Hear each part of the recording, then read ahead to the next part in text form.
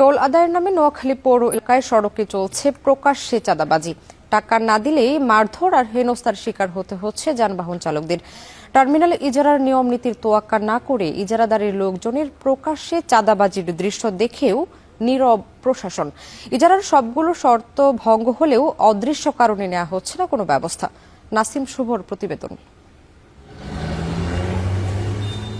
নোয়াখালী পৌর এলাকায় দিনদুপুরে সড়কে যানবাহন থামিয়ে টোল আদায়ের নামে চলছে চাঁদাবাজি, যেখানে সড়কের প্রায় 13টি স্থান থেকে হাতিয়ে নেওয়া হচ্ছে কয়েক লাখ টাকা।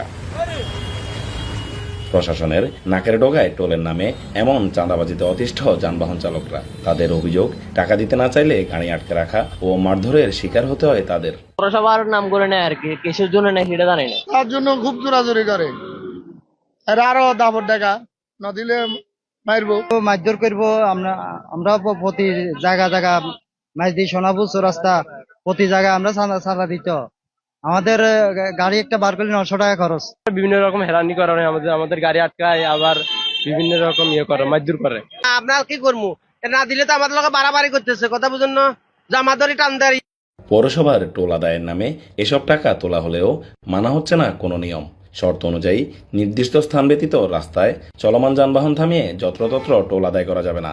কিন্তু ইজারাদারের লোকজন সেটিকে বৃদ্ধাঙ্গুলি দেখিয়ে নিজেদের খেয়াল খুশি মতো আদায় করছেন টাকা। নোয়াখালী পৌরসভার তথ্য মতে সিএনজি থেকে আদায়কৃত টোল হার 10 টাকা হলেও নেওয়া হচ্ছে 15 টাকা।